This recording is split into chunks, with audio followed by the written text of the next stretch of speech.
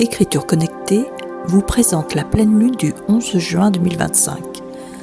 Bienvenue sur ma chaîne, un lieu de reconnexion et d'apaisement. Voici un texte vibratoire et son analyse métaphysique. Trouver son or. Les multiplications ont mené à une perdition des valeurs mystiques. Si tout est mathématique dans l'univers, c'est pour un équilibre gestatif. L'ordre est une mesure de précarité. Il est beaucoup plus judicieux de se mettre en soumission de son âme en qualifiant l'instant présent de cadeau merveilleux.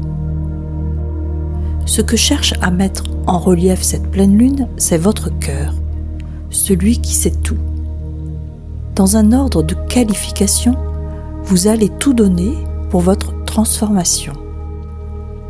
La marche à suivre n'est qu'une écoute minutieuse de ce qui nous porte à être joyeux. Les vibrations sont des mesures pour mettre un curseur d'amour en soi. C'est la voix des sages qui nous appelle et fera de nous des érudits de cette part lumineuse. Comme dans un vol de colombes et leur représentation d'anges qui illustrent la matière en mouvement. Les mythes sont des allégories d'un savoir qui circule en nos veines. Et pour que se mette en marche la compréhension à un niveau plus subtil. Vous serez vérifié seulement par votre âme bienveillante, puisqu'il n'y a pas de force aussi forte que votre part du ciel en vous. Soyez être le réceptacle de la divine évidence. Ce texte invite à une lecture qui dépasse le simple jeu poétique pour toucher au fondement de l'être et du cosmos. L'image de la pleine lune du 11 juin sert de catalyseur. Elle symbolise l'instant où le voile entre le visible et l'invisible s'amincit, révélant à chacun ce cœur qui sait tout. Unité de la science et du sacré. On suggère que derrière les formules et les multiplications se cache une valeur mystique, perdue, et que reconnaître l'univers comme une construction mathématique permet d'atteindre un équilibre gestatif. Cette idée rejoint la tradition philosophique selon laquelle le nombre est le principe premier. Toute structure cosmique est intrinsèquement porteuse de sacré, et la science en devient alors un chemin d'accès à la conscience divine. L'ordre précarité et abandon de soi. L'ordre apparaît non pas comme un idéal absolu, mais comme une mesure de précarité. C'est la peur du chaos qui nous pousse à imposer des limites, privilégier la soumission de son âme et qualifier le présent de cadeau merveilleux, signe une inversion. La véritable stabilité naît de l'abandon à la vie intérieure, non de la rigidité extérieure. La pleine lune met en reflet votre cœur. En cela, elle devient un miroir cosmique. Le processus de transformation personnelle ne requiert qu'une écoute minutieuse de ce qui nous porte à être joyeux.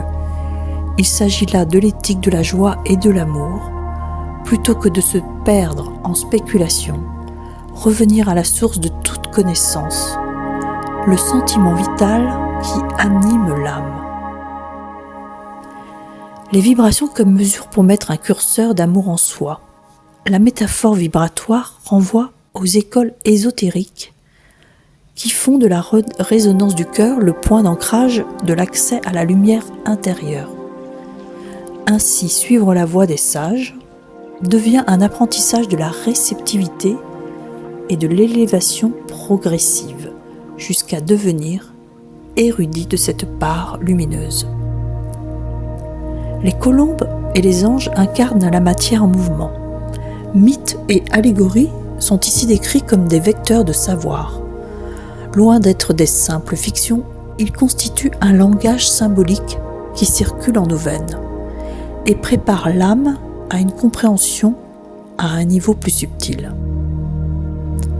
En conclusion, ce texte affirme que seule votre âme bienveillante peut vous vérifier, car il n'y a pas de force aussi forte que votre part du ciel en vous. La métaphysique ici proposée place l'intériorité de l'individu au centre de toute validation spirituelle. La révélation n'est pas extérieure, mais elle se fait à l'intérieur, dans la résonance intime avec le divin. Merci, chers auditeurs, d'avoir partagé avec moi ce voyage intérieur sous la lumière bienveillante de la pleine lune.